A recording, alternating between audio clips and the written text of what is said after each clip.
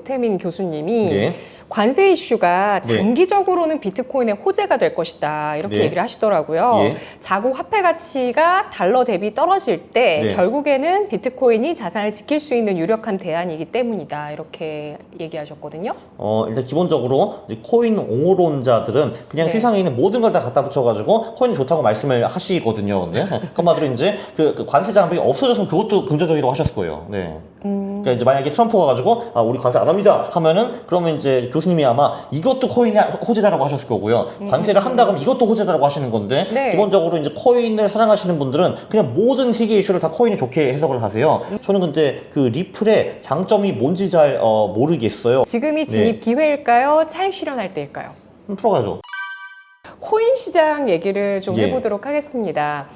트럼프 대통령 2기 행정부 취임식 전후로 해서 코인이 좀 강세를 불끈 보이는 듯 하다가 예. 갑자기 좀 분위기가 흐지부지해졌어요. 네, 맞습니다. 네. 네, 아까 말씀하신 뭐 그런 국부펀드도 그렇겠지만 그 전략 자산으로 이번 트럼프 정부에서 코인을 편입시킬 것이다. 네. 근데 과연 얼마나일까에 예. 대해서 아직 불확실하기 때문도 있고요. 뭐 금리 이슈도 있고 관세 이슈도 있고 그랬는데요.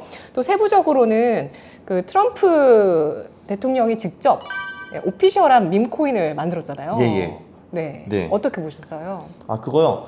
일단 뭐 그 민코인은 지금까지 오피셜 실패한 것처럼 트럼프. 보이기는 하지만 네. 이런 식으로 그러니까 내가 이제 유명세가 있으면은 돈을 이렇게도 조달할 수 있겠구나라는 거 이제 그거는 저는 긍정적으로 봤습니다. 저도 나중에 강한 코인을 찍어내야지. 이렇게 네. 사실 이게 네.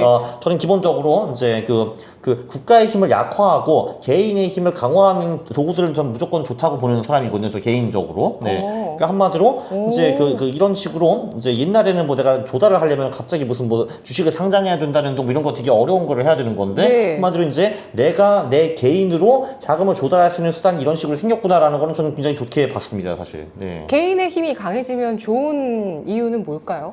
국가는 별로 좋은 게 아니니까요, 기본적으로. 네. 국가는 이제 굉장히 낭비를 많이 하고, 네. 그리고, 효율적이지도 않고, 그리고 보통 국민들에게 악의적인 감정을 많이 품고 있는 경우가 많기 때문에, 저는 국가를 별로 안 좋아합니다. 그래서 이제 개개인들이 잘 됐으면 좋겠어요, 저는. 네. 저는 이제 그런 주의입니다. 네. 네. 개인주의 길지. 네. 결국에 예. 노예의 삶을 살지 말고 우리가 그렇죠. 좀 자립할 수 있는 삶을 살아야 된다. 네, 맞습니다. 그래야 네. 자유가 있다. 그렇죠. 네. 예, 이런 말씀이시네요. 그 오피셜 트럼프 코인도 나왔고 멜라니아 코인도 나왔고요. 그러면서 한 차례 확 올라갔다가 좀 빠지는 모습을 보였고. 저도 물려 있습니다. 네. 예. 네. 내 돈 만불. 흑흑흑. 네, 아니 예, 왜 예. 못 파셨어요 고점에? 네? 고점에 왜 못 파셨어요? 제가 바보라서 못 팔았습니다. 네. 내 돈 만불. 네, 예. 아르헨티나 대통령이 네. SNS에서 공개 지지했던 그 코인이 있더라고요. 리브라라고요? 네, 네, 네. 리브라 토큰. 예. 이게 출시한 이후에 폭락을 했습니다. 이게 네. 출시 직후에 어쨌든 내부 관계자들의 대규모 매도 공세로 발행 11시간 만에 시총 94%가 증발했다. 네. 이렇게 기사가 나오고 있는데 좀 내용을 자세히 보면 리브라 토큰에 대해서 아르헨티나 대통령이 직접 얘기를 합니다. SNS에. 예.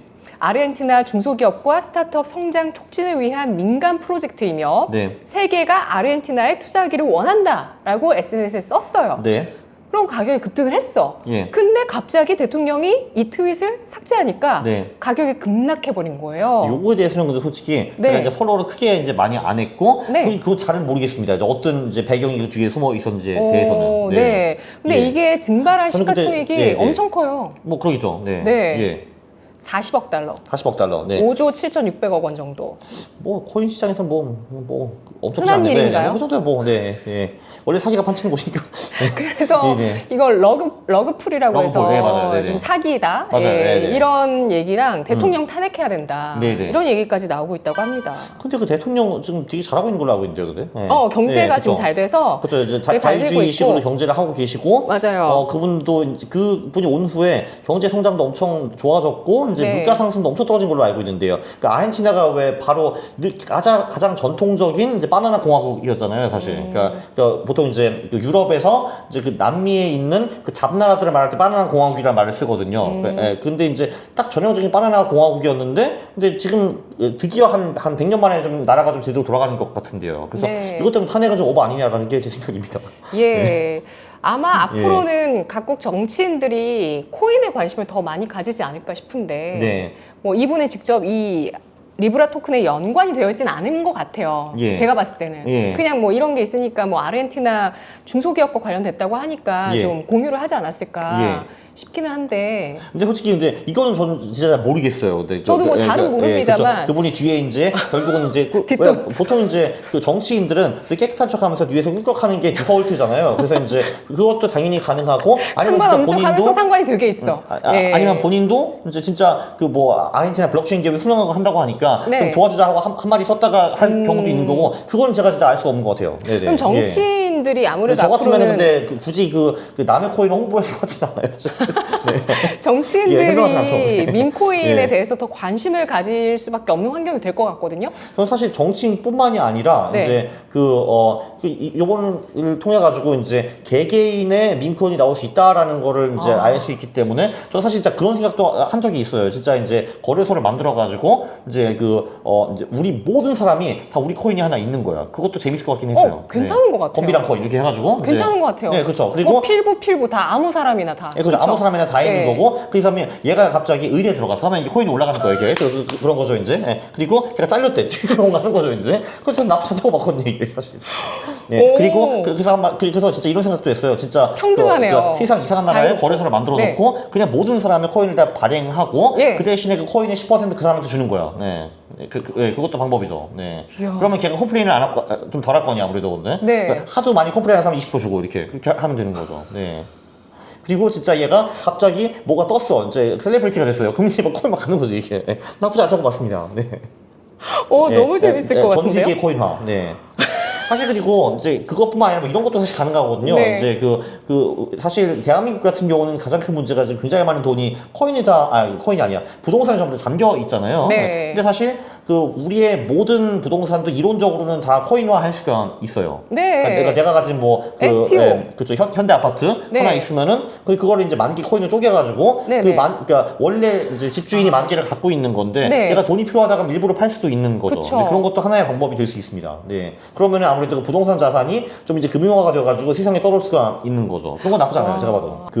저는 25년이 17년과 비슷할 거라고 봤어요. 그러니까 2017년에 보시면은 그때 미국 주식도 그렇고 한국 주식도 그렇고 코인도 그렇고 모든 자산이 다 엄청 올랐거든요. 이제 그 이유가 뭐냐면은 저는 이제 사실 17년도 트럼프 1년 차였고 25년도 1년 차이기 때문에 비슷하게 가지 않겠느냐라는 게 제 생각이었어요. 네. 그래서 장밋빛 전망을 그렸죠. 한국 주식으로, 미 주식으로, 코인으로 다 오르다 했는데, 근데 이제 2017년에는 트럼프가 이제 뭘 했냐 하면은 그때는 그 사람이 이제 기업에게 친화적인 뭐 감세 정책이라든지 뭐 이런 것들을 많이 했어요. 네. 그리고 이제 그 무역으로 이제 뭐 중국 죽이겠다라고 말은 했는데 말만 했지 17년에는 한 게 없거든요, 이 사람이. 이 사람이 행동을 한 건 18년이었어요. 그때부터 이제 패기 시작했는데, 근데 이제 요번에 2월에 관세를 내면서 뭐야 갑자기 얘가 1년째 말만 하는 게 아니라 1년 차부터 패네 해가지고 네.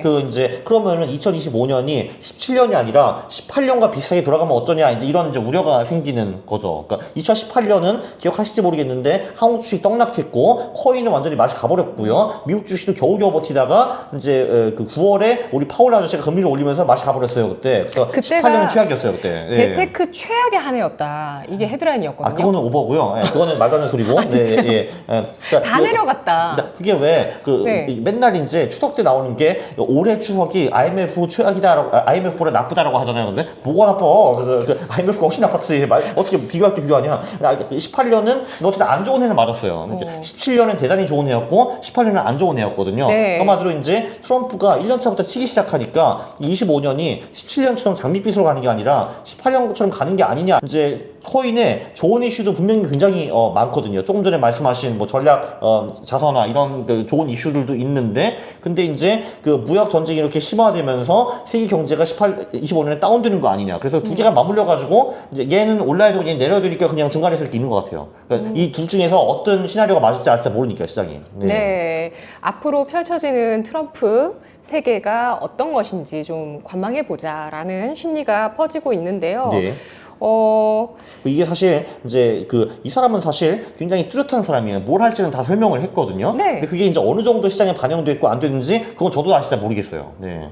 저는 사실 요번에 그 2월 초에 그 관세 때리면서 코인이 많이 떨어질 거라는 생각을 안 했거든요. 왜냐면은 아니 이 사람은 1년 전부터 계속 그 팬다고 했잖아 라고 했는데 근데 시장이 생각하는 것보다 좀 크게 팼다라는 게 결론됐던 것 같아요. 네. 네. 트럼프 관세 도입이 코인 시장에 큰 영향을 줬습니다. 선반영이 됐다고 생각하셨지만 네. 그보다도 맞아, 안 되더라고요. 네, 안 되고 네. 영향을 받았고 결국에는 좀 하락세를 가파르게 하는 요인이 됐는데 네. 왜 그럴까요?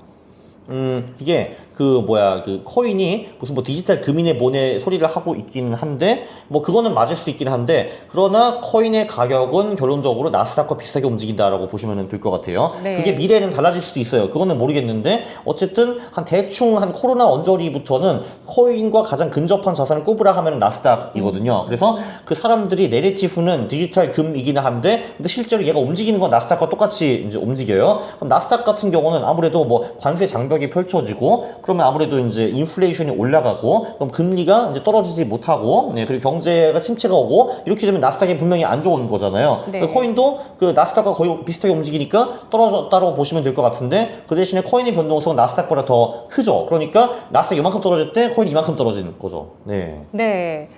비트모빅의 오태민 교수님이 네. 관세 이슈가 네. 장기적으로는 비트코인의 호재가 될 것이다 이렇게 네. 얘기를 하시더라고요. 예. 자국 화폐 가치가 달러 대비 떨어질 때 네. 결국에는 비트코인이 자산을 지킬 수 있는 유력한 대안이기 때문이다 이렇게 얘기하셨거든요.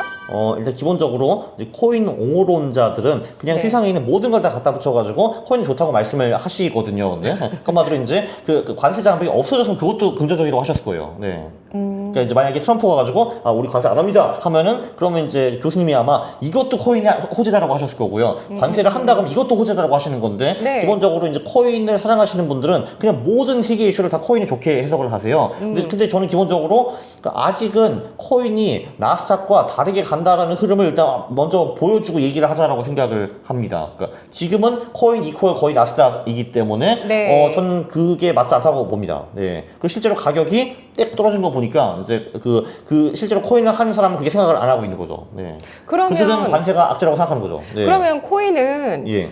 나스닥처럼 움직인다면 네. 위험 자산이라고 봐야 되나요? 디지털 금이라고 그래도 생각하고 대응을 해야 되는 건가요? 저는 이거를 이제 논리적으로 보면은 디지털 금이라고 볼 이제 가능성이 충분히 있다고 보기는 하는데, 근데 어쨌든 움직이는 거는 지금까지 나스닥이었다라는 거죠. 네. 예. 어렵네요. 그렇죠. 네. 근데 이제 미래에서 이제 나스닥과 디커플링 돼가지고 코인만의 길을 찾아갈 가능성은 당연히 있죠. 네. 물론. 네. 그런 계기는 뭐가 될 수 있을까요? 전략 자산? 그렇죠. 뭐 그런 것도 뭐 있을 수가 있고요. 네. 아니면 이제 아니면 정말로 이제 미국 달러를 이제 딴 걸로 대체하려는 이제 움직임이 보인다든지 아니면은 미국의 적들, 그러니까 이제 뭐 브릭스가 됐든지 이쪽에서 달러 대안 자산을 찾는다든지 해가지고 비트코인이 네. 부각되고 하면은 그러면 이제 나스닥 이런 쪽이랑 좀 디커플링이 될 수도 있겠죠. 네. 그런 어떤 패권 다툼에서 네. 특히 화폐와 관련해서 어쨌든 가상화폐가 쓰임새가 있을 거라는 점에서 네. 관련한 이슈들은 계속 나오고 있는 것 같아요. 네. 비트코인도 그렇고 뭐 리플이라든지 예. XRP라든지 네. 이런 쪽도 다 마찬가지고 네. 브릭스페이 얘기할 때도 XRP 얘기도 많이 나오거든요. 저 근데 사실 그 리플 관련해서는 제가 사실 2017년부터 리플을 많이 썼어요. 차익 거래할 때 썼거든요. 그러니까 네. A라는 거래소에서 B로 돈을 넘겨서 팔면은 이제 제가 돈을 벌 수 있었기 때문에 그걸 우리가 리플을 통해서 많이 했거든요. 네. 근데 저는 근데 그 리플의 장점이 뭔지 잘 모르겠어요. 왜냐면 사실 그거를 지금 US 테더로 할 수도 있고 똑같은 거를 스테이블 코인을 가지고도 할 수 있고 그리고 리플 비슷한 뭐 다른 코인도 있거든요. 트론도 있고 딴 코인도 있는데 저는 사실 그래서 리플이 뭐가 좋은지 잘 모르기 때문에 요거 영상 찍어가지고 리플 팬들한테 털리면서 진실을 좀 알아보려고요. 그러니까 제가 그러거든요. 왜냐면 리플 팬 매니아들이 한국에 되게 많거든요. 근데 네. 난 그런 영상 많이 있거든요. 리플 이거 왜 쓰는 거니? 하면서 올리면은 감자가지고 막 욕할 거 아니에요. 네. 근데 그 욕 중에서 뭔가 이제 맞는 말도 있겠죠. 근데 그래서 이제 이런 게 있어서 하고 저도 이제 그 배움의 영상을 찍을 겁니다. 이거. 저는 아직은 리플이 왜 좋은지 모르겠어. 그거 딴 거로 다 하시는데. 예. 올해 코인을 좀 고점에 잘 매도하고 싶다 이런 욕심은 없으신가요? 저는 욕심이 늘 굉장히 많은 사람입니다. 네. 그래서 이제 단기 과열 지표들도 많이 있는데, 뭐 지금은 우리가 과열 지표들을 걱정할 때는 사실은 이제 아닌 것 같은데, 근데 결국은 또 이제 그 몇 달 날은 분명히 과열이 올 테니까, 그때는 또 지금의 흥보장을 다 이제 잊어버리고 저를 찬양하는 날이 올 거예요. 올 건데, 근데 결국은 이제 그 핵심 지표들은 뭐 사실 이런 거죠. 이제 펀딩 피라는 게 있거든요. 선물 시장에. 이제 그게 0.1% 이상 벗어나면은 좀 이제 그 과열되었다고 볼 수가 있고요. 그리고 김치 프리미엄 이런 게 최근 같은 경우는 그 한국이 좀 덜 떨어져가지고 이제 김치 프리미엄이 생겼는데, 이제 강한 상승장에서 김치 프리미엄이 15% 넘어가게 되면 그거는 거의 100% 이제 그 단기 과열이라고 보시면 될 것 같고, 이제 그때는 포지션을 전부 다 정리하시든지 아니면은 최대한 이제 좀 줄인다든지, 그거는 굉장히 훌륭한 방법이고, 그 경우에 우리는 이제 그 무릎에 사가지고 어깨에서 빠져나오는 게 아니라 대충 그래도 이마 정도에서는 빠져나올 수 있을 겁니다. 네. 크립토 프레지던트, 크립토 차르까지 미국에서는 나왔습니다. 그 섹스 아저씨요. 네네. 예. 예. 트럼프 대통령이 네. 이렇게 전략적 자산으로 비축하겠다라는 의지를 보였고, 이것은 네. 결국에 미국이 비트코인의 패권을 선점하려는 것이다라고 전망들 나오고 있는데, 미국이 이러려는 이유가 뭘지, 선점을 했을 때 이득이 뭔지 궁금하고요. 리스크는 또 뭐가 있을까요? 일단 그 이득을 보면은 이제 미국도 그 미국 달러 패권이 이 상태로 유지가 불가능하다는 건 아마 잘 알 겁니다. 지금도 사실 대책이 없거든요. 지금 미국은 늘 지출이 수입보다 높기 때문에 새로운 달러를 계속 찍어내고 있거든요. 근데 물론 지금까지는 어떻게 돌아가고 있는데, 그걸 언제까지 세상이 받아줄 거냐라는 거죠. 그리고 미국이 지금 적들도 많잖아요. 브릭스 거기 벌써 안 받아주고 있잖아. 일단 러시아는 미국이 잘라버렸고요. 그리고 중국도 지금 미국 채권을 안 사주고 있습니다. 자, 그러면은 그 다음 화폐로 넘어가야 되는데, 기본적으로 인류 역사상 신용화폐가 안 나간 적은 한 번도 없었습니다. 그러니까 모든 신용화폐 운명은 0입니다. 예, 왜냐면은 이제 그래서 보통 인류는 어떤 화폐를 썼냐 하면은 이제 금에 연동된 화폐를 주로 썼거든요. 네. 예, 왜냐면은 이제 금은 쉽게 찍어낼 수 없기 때문에 이제 희소성이 있다라는 건데, 근데 사실 이제 금의 대안으로 비트코인이 나온 거고, 객관적으로 보면은 비트코인이 금보다 훨씬 낫거든요. 거의 모든 면에서. 그러면은 이제 미래 화폐가 금 앤드 오어 비트코인이 연동될 가능성이 꽤 있다라는 건데, 그렇다면은 그 금과 비트코인을 많이 확보한 자가 결국은 승자가 되는 거잖아요. 이 새로운 화폐 시스템에서. 그걸 좀 빨리 하려는 것 같아요. 네, 그 미국이. 네, 그게 굉장히 센 것 같고, 그리고 리스크는 뭐 제가 생각하는 이 시나리오를 안 갈 경우가 리스크가 되겠죠. 그래서 아니 미국이 예. 비트코인에서 네. 패권을 선점하려 했을 때의 리스크. 그렇죠. 예, 근데 그래서 이런 식으로 해가지고 미국이 잔뜩 투자해가지고 이제 비트코인을 많이 사놨어요.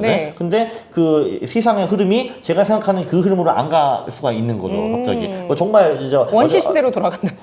아니면은 네. 진짜 무슨 어마어마한 저기 이제 양자 컴퓨터가 나와가지고 비트코인을 뚫어버려. 그럼 사람들이 역시 저거 안 되는구나. 야, 우리 금 하자 하면은 그럼 이제 그 비트코인 사는 게 아무짝에 소용이 없게 되는 건데. 양자 컴퓨터 의식하시네요. 네? 양자 컴퓨터를 의식하시네요. 그러니까 이제 저는 사실 그거의 위험은 아직은 적다고 봐요. 사실 양자 컴퓨터가 나오면은 비트코인을 걱정해야 될 게 아니라 지금 우리 금융 시스템 자체를 걱정을 해야 되거든요. 왜냐면은 금융 시스템의 암호 체계가 비트코인보다 훨씬 약한데. 네. 그러나 물론 양자 컴퓨터가 나오면은 양자 컴퓨터에 대응하는 기술도 같이 나오게 됩니다. 네. 그래서 그러나 그래도 요즘 AI가 발전되는 스피드를 보면은 그 양자 컴퓨터 기술이 갑자기 나와가지고 비트코인을 위협하지 않으려라는 그 보장도 저는 할 수가 당연히 없죠. 네. 우리 아이한테 양자 컴퓨터 공부해라고. 네. 그게 근데 이해하기 어려울 거예요, 그게. 근데 나 컴퓨터를 이해를 안 되는데, 컴퓨터를 이해를 못하고 양자도 이해를 못하거든요. 근데 양자 컴퓨터를 섞는 거는 제가 상상도 못하겠습니다. 네. 그러니까 예를 들면 그런 리스크. 공부 열심히 하라고 해야 되겠어요, 그래도. 또는 정말 뭔가 기똥차 새로운 기술이 나와가지고 그 비트코인보다 모든 면이 앞서는 뭔가 새로운 화폐 비슷한 게 나와요, 근데 그러면은 비트코인을 사람들이 안 쓰려고 하겠죠. 그럴 가능성도 당연히 배제할 수가 없습니다. 인류는 발전하니까요. 네. 근데 미국이 왕창 비트코인, 그렇죠. 미국이 왕창 비트코인 사놨어. 근데 가치가 없네? 이렇게 될 수 있죠, 당연히. 네. 이건 하나의 리스크입니다. 네. 그렇군요. 네. 그러나 저는 그 가능성이 높다고 보진 않습니다. 네. 현재로서는. 그렇죠. 네. 가상자산 시장이 현재 그러니까 횡보를 하고 있는 것이 트럼프 행정부의 구체적인 정책 변화를 기다리고 있어서다 이런 분석들 나오고 있는데요. 그죠? 네. 예, 비트코인을 전략 준비 자산으로 공인하는 시점, 구체적으로 뭐 비트코인 외에도 어떤 그런 코인들을 가상화폐를 전략 자산으로 인정할 것인가 등등 이런 구체 안들에 대해서 아직은 불확실한 상황입니다. 현재 미국은 이미 압류 물량으로 21만 개 정도의 비트코인을 보유하고 있다고 하고요. 19만 얼마라고 했는데 어쨌든 뭐 그 언저리요. 네네. 네네네. 예. 제가 본 자료에서는 그러니까 네. 20만 개 전후 이렇게 네, 보면 맞아요, 될까요? 맞아요. 네. 예. 그런데 전략 준비 자산에 대해서 구체화되는 시기는 언제쯤일까요? 그러니까 그게 이제 일단 국부 펀드는 90일내로 나온다고 저는 알고 있고요. 예. 나온 후에 뭔가 자산 배분을 짜겠죠.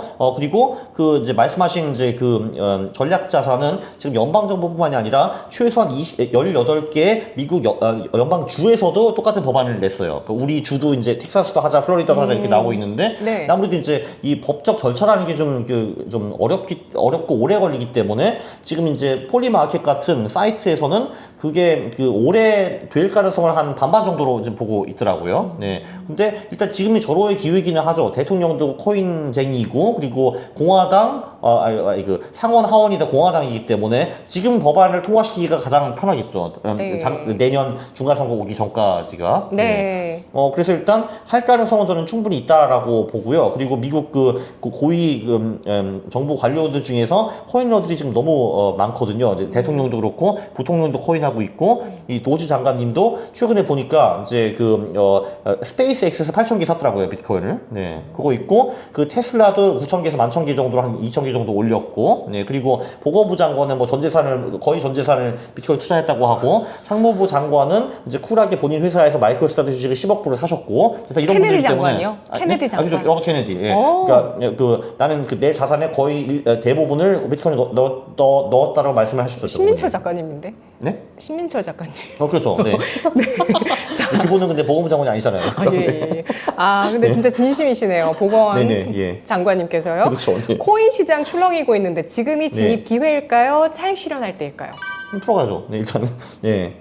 일단 사실 이게 이 반감기 전후에, 그러니까 이번 4차 반감기 전후에도 비트코인이 전 2차, 3차 반감기와 그냥 대충 비슷한 흐름으로 가고 있거든요. 네. 그래서 저는 그냥 과거의 패턴이 그대로 되풀이되지 않을까라고 생각을 하는데, 일단 비트코인의 가장 핵심적인 되풀이되는 흐름은 3년 동안에는 모든 자산을 월등히 아득히 앞서가는 자산이고 1년 동안에는 모든 자산을 아득히 언더퍼폼하는 거지 같은 자산이 된다라는 건데, 근데 그게 언제냐면 내년이거든요. 이제 내년에 비트코인이 모든 자산보다 아득히 수익이 안 좋은 거지 같은 자산이 될 것 같아요. 근데 올해는 아니다라는 겁니다. 그래서 올해는 들어갔대요. 네. 네. 승차하시고 하차하실 때가 언제일지는 또 저희 채널 맞아요. 그리고 하이트 채널에서 그게 올해 10월인가 12월인가 그걸 잘 모르겠는데 뭐 4분기 근데 보통 또 4분기는 코인이 좋거든요. 기본적으로 계절성 따라서. 그래서 4분기까지는 보유하고 결국은 한 12월 말쯤 빠이빠이 하지 않을까라는 게 제 생각입니다. 네. 그러니까 이게 얼마나 멋있어요. 제 셀프 크리스마스 선물로 이제 코인을 팔아서 원화를 주는 거예요. 얼마나 낭만적입니까 이게. 그죠? 네. 낭만의 극치. 예. 나에게 주는 선물. 코인을 팔고 원화를 준다. 네. 네, 코인의 그렇죠? 횡보 조정장 속에서 가장 관심을 가질 만한 알트코인은 뭐가 있을까요?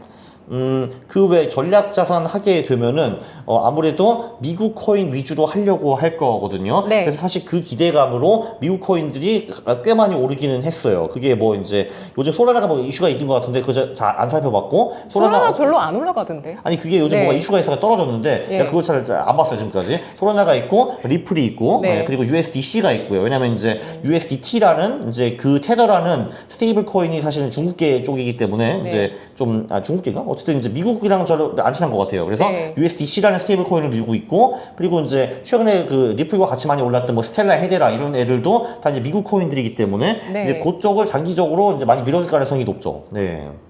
그리고 네. 이제 그쪽도 좀 보긴 봐야죠. 지금 이제 트럼프와 아이들 거기 왜 재단이 하나 있고 그 트럼프와 그 아들 3명이 참여한 이제 그 블록체인 회사가 하나 있는데 네. 거기는 주로 이제 이더리움 관련 코인들을 좀 많이 매수를 했어요. 그래서 그쪽들도 탄력을 받을 가능성이 충분히 있죠. 이더리움 저기 또 뭐가 있냐, 에이브, 체인링크 뭐 이런 친구들이요. 네. 그러면 관심 가질 알트코인 베스트 3 하면 뭐뭐뭐 딱 꼽아주시겠어요? 그거는 없어요. 그래서 사실 저도 솔직히 잘 모를 거기 때문에 그냥 톱 10 거를 그냥 나눠서 10분의 1 사시는 거는 좀 굉장히 좋은 전략이라고 봅니다. 그걸 유식한 말로 인덱스 투자라고 하는데 네. 왜 그 스파인의 QQ가 잘 되는 이유가 그거거든요. 어차피 내가 머리를 굴려봤자 그 인덱스보다 좋은 수익을 내기 어렵다. 그래서 그냥 톱 10 다 사라라는 게 제 생각입니다. 네. 그렇다면 올해 경기 침체가 올 가능성은 없을까요? 없어요. 네, 네. 없나요? 없어. 지금 주식시장이 저러고 있는데 어디 경기수지가 옵니까? 네. 네. 기본적으로 주식시장은 이제 그 경기를 한 6개월 정도 선반영을 하거든요. 근데 일단 2월에 지금 계속 그 역대 최고치를 뚫레 만에 이러고 있기 때문에 일단 최소한 8월까지는 경기 침체가 없다고 보시면 될 것 같아요. 네. 그러니까 하반기부터는 가능성이 조금 생기는데 네. 그 전에 주식이 먼저 빠집니다. 예. 아하. 그러니까 경기 침체가 오기 전에 받는 네. 전부터 주식이 빠질 거거든요. 그래서 그러니까 정확히 말하면은 경기 침체가 오기 전에 6개월에 빠지는 게 아니라 경기가 이제 안 좋은 쪽으로 턴할 때 그걸 이미 다 사람 눈치채고 그러니까 실제로 경기 침체 그 전에 빠지기 시작하는 거예요, 그게. 근데 지금은 기미가 전혀 안 보여요. 네. 경기 침체의 조짐은 주식 흐름으로 알 수 있다. 그렇죠. 이게 경기 네. 침체가 와서 주식이 떨어지는 게 아니라 주식이 먼저 떨어지고 경기 침체가 오는 겁니다. 네. 지금까지는 뭐 미국 주식도 그렇고 한국 주식도 바닥에서 힘을 내주고 있거든요. 그죠, 네. 그럼 미국 주식 대 한국 주식 올해는 어느 쪽이 더 좋을까? 이유 말씀해 주시죠. 글쎄, 뭐 사실 저는 둘 다 좋을 거라고 이제 보기는 하는데 네. 글쎄요, 뭐 사실, 예. 그래도 뭐 하나 배팅하라고 하면 그래도 한국 주식 좀 더 낫지 않을까? 너무 엉둘려 있고 그래가지고 네. 그럼 49대 51로 갈까요? 6대 4 정도로 가져야죠. 6대 4. 네, 예. 예. 네. 한국 주식 6으로 가도 괜찮겠다. 예, 기본적으로 IMF 후에 한국 주식이 홀수에 떨어진 적이 없어요. 그게 올해가 첫 해는 아닐 겁니다, 아마. 그래서 일단 네. 돈은 벌 거고요, 그걸로. 네. 한국 주식을 고르실 때 네. 기준은 어떤 건가요? 저는 그냥 주로 이제 소형주 퀀트를 이제 사고 있기는 한데, 예, 그러니까 소형주, 그러니까 시가총액이 한 500억 이하 기업들, 이제 조그만 기업들 중에서 이제 최근 분기 매출액 영업이익 순이익이 이제 많이 오르고 그리고 퍼나 PBR 등 이제 그 가치 지표들이 우수한 기업을 이제 퀀트적으로 조합해서 사고 있는데 그 기업들이 뭔지는 제가 잘 안 봅니다, 사실. 네. 그러니까 어제 제가 라이브를 한번 했는데 거기서 이제 어떤 퀀트 종목이 180% 올랐다고 제가 전에 들었어요. 그래서 이제 그래서 그걸 팔까 하니까 그거 왜 팔아? 어차피 한 달에 한번 뭐 리밸런싱 할 텐데 해가지고 그냥 넘어갔습니다. 저거 종목이 뭔지 몰라요, 참고로. 네, 안 봤어요. 어차피 버는 거니까 그건.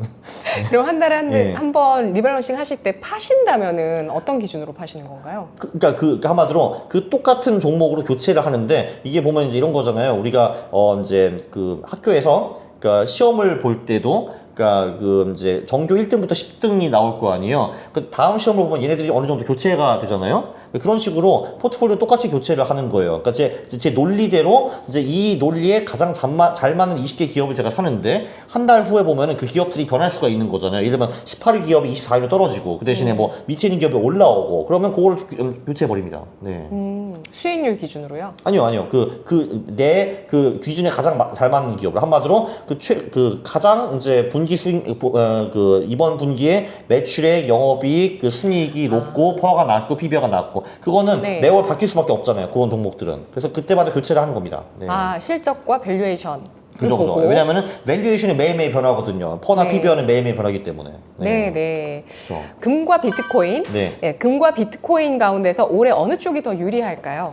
아무래도 그래도 비트코인이 더 유리하죠. 왜냐하면은 그 비트코인은 4년에 한번 망한다고 했는데 그 나머지 3년에는요 늘 모든 자산구를 압도했거든요. 그래서 지금은 금이 좀 앞서 나가지만 네. 사실 뭐 금은 많이 올라봤자 두 자릿수 오를 거 아니에요. 근데 이제 비트코인은 아마 그래도 올해 세 자릿수 올 가능성이 높으니까 아무래도 이제 비트코인 수익률이 결국은 금을 압도하겠죠 올해는. 네. 이야, 현재로서도 비트코인의 세 자릿수 상승 가능성. 뭐 두 배는 오르지 않을까요, 그래 당연히? 네. 당연히 아니다. 그렇게 50에서 100%라고 하자. 네. 왜 이렇게 약한 모습 보이죠? 어쨌든 네. 세 자릿수 갈 것 같네 근데. 네. 세 자릿수 가는 걸로. 네, 20만 보여. 네. 예, 알겠습니다. 예. 2025년 투자 성공하기 위해서 잘 알아야 될 것은 무엇인지 질문 드리고요. 네. 리스크 관리법과 수익 극대화 방법. 그러니까 이제 말씀해 주세요.